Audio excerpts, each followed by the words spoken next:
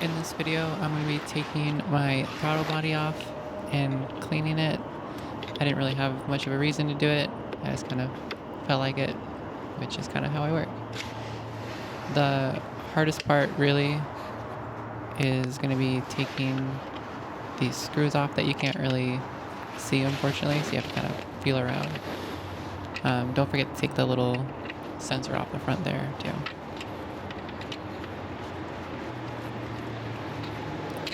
First step is going to be getting the little clamps off from the tube that comes into the throttle body.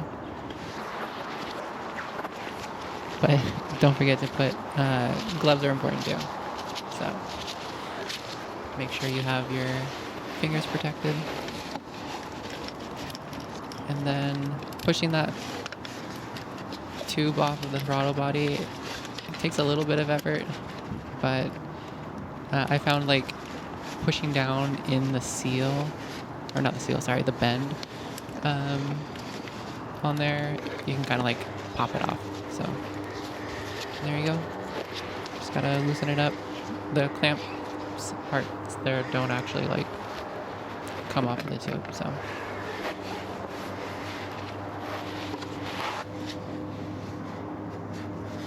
Gotta have the Crocs in the shot too, it's important. Definitely proper footwear. And I'm just kind of using different tools to try to get in there. This is a size 4 hex bit. Your mileage may vary, I suppose, for what actually fits when you're in there. And a lot of it's just kind of putting yourself in really weird positions, trying to, you know, feel your way around in there.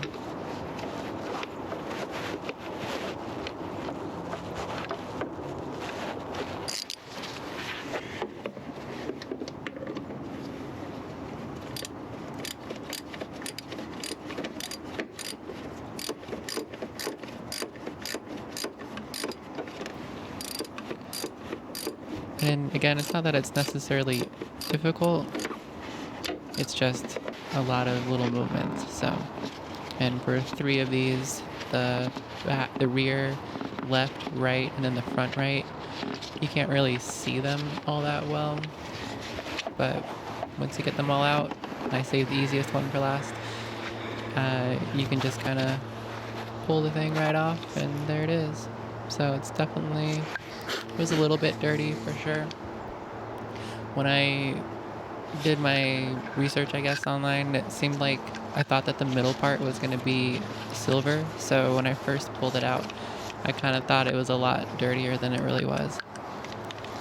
And I heard that little noise that was rattling around, and I'm guessing it just has something to do with the motor.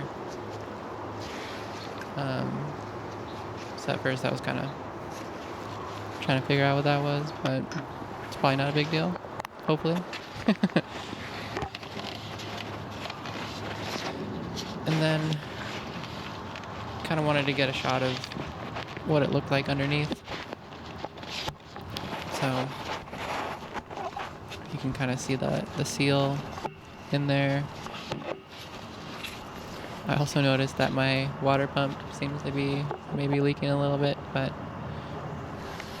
it doesn't look too terrible up there.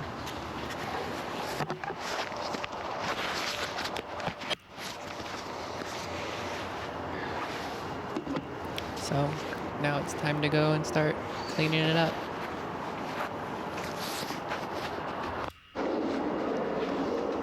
Got my CRC throttle body cleaner.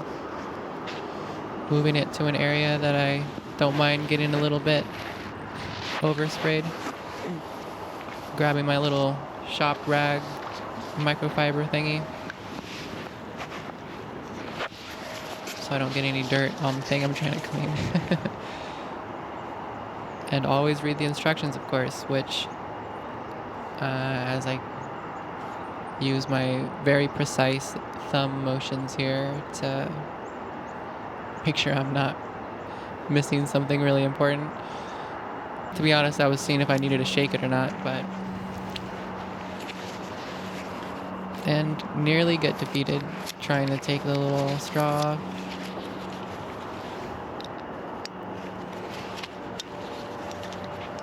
Test spray. Make sure the little straw thing is in there properly before you start going. Perfect.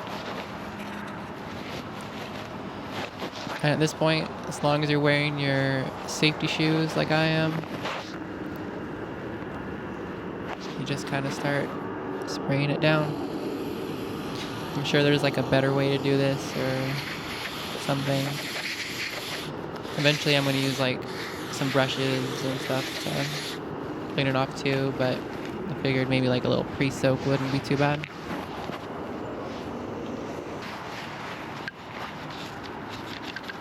I tried wiping down kind of the edges, just kind of getting a feel for how gunked up everything is.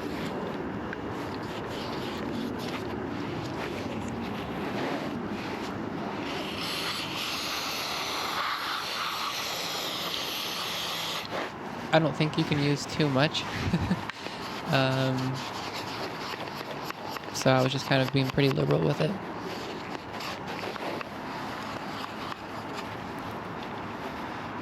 Technically, the container said not to use it for turbocharged engines, which the GTI, of course, is. But I think that's more for like if you're just doing this with without removing the throttle body. I just feel like it's better to remove it. This would have been a lot more difficult cleaning like the opposite side if I hadn't done that. Using an old toothbrush is definitely going to be the best technique out of all the different tools that I used. It was definitely the most precise and did the best cleaning.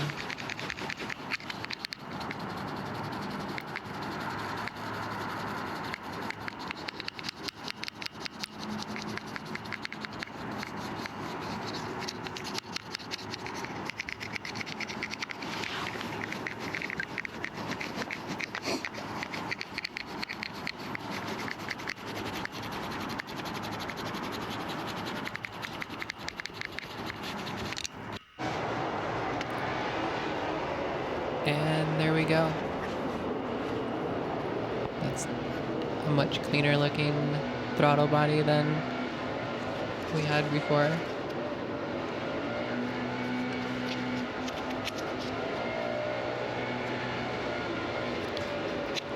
Honestly, I don't think I was really experiencing any problems before, but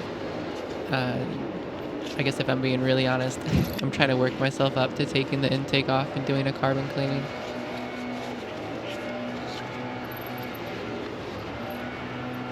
And here I'm just making sure I didn't get any like little debris from outside in there. And it's looking pretty okay.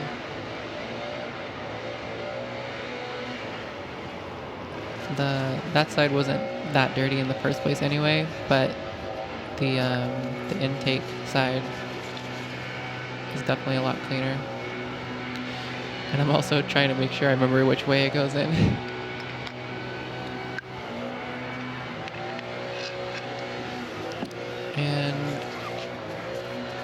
And here I'm just trying to put in the screw that's the most difficult to get to first.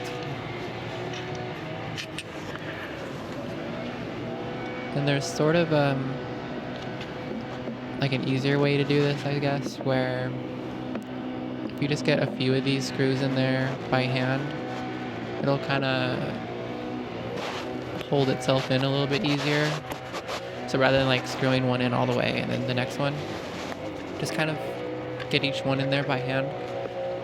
It won't go that far, and the threads aren't very close together either, so it's not like you don't have to turn it all that much to kind of get it held in there.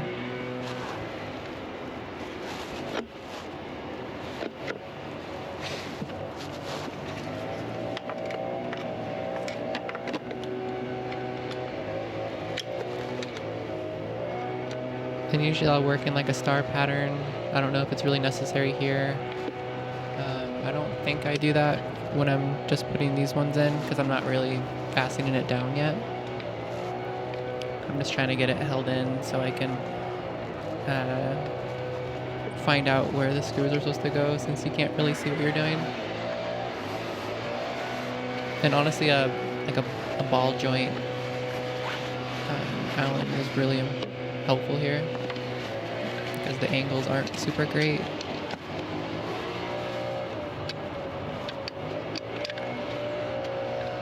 And I think I've said this 1,000 times, but it's really not hard to do. It's just you're kind of working in the dark, so just take your time. It's not going to be difficult. Definitely helps knowing you don't have anywhere to be, so you're not trying to rush yourself.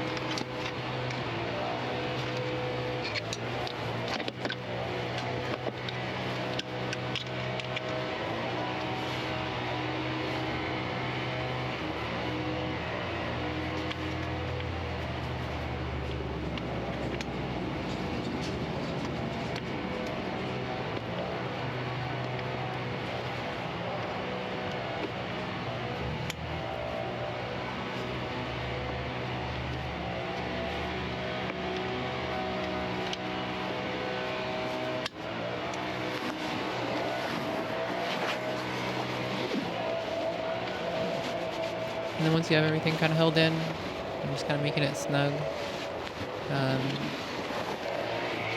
These aren't going into anything like crazy, right? So I'm sure there's torque specs for it, but for the most part, make it nice and snug. Give it a tiny little extra by hand, but like I wouldn't go super crazy with these. They weren't really in there all that hard in the first place. And there's a good chance it's just going into like aluminum and plastic, right? So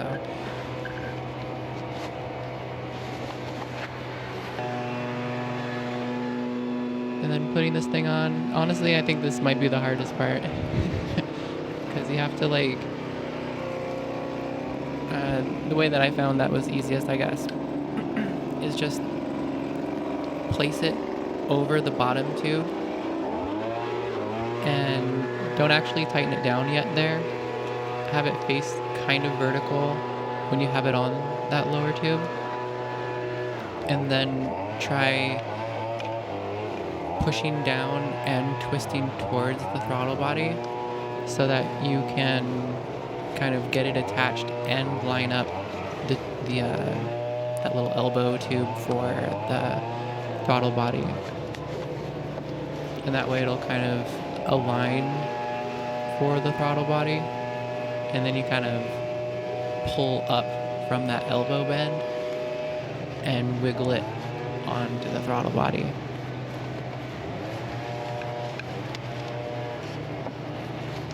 It's not that it takes a long time, it's just it kind of is counterintuitive.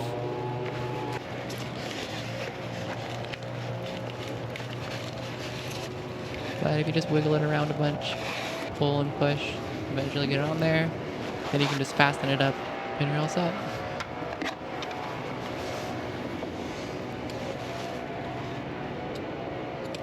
Just make sure it's all lined up properly, and also make sure those little fasteners are in a position that's easy to get to again in case you want to do more work for whatever reason.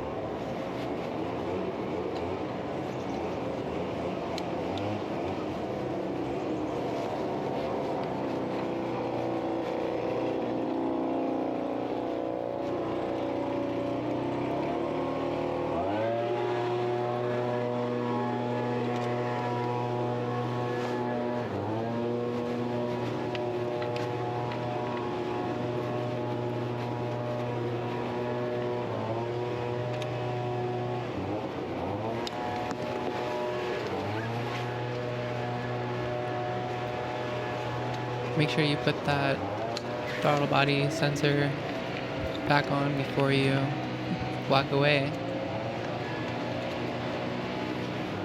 And it's always kind of good to do a check just to make sure everything's in place. I mean, I didn't do anything else other than this, so getting this sensor back on kind of is the last thing to do. But I'm pretty good at forgetting things that I've done, so giving it a once-over is a good idea. And then here I'm just turning the car on to make sure I didn't ruin anything. And it looks like everything's running how it should be, even in this very noisy environment. I like to touch all my parts to make sure that they feel the way that I expect them to be. Make sure there's not a bunch of vibrations that I'm not remembering being there before. Because for the most part, as long as it's working as bad as it was before, I guess I'm happy with it. Anyway, thanks for watching.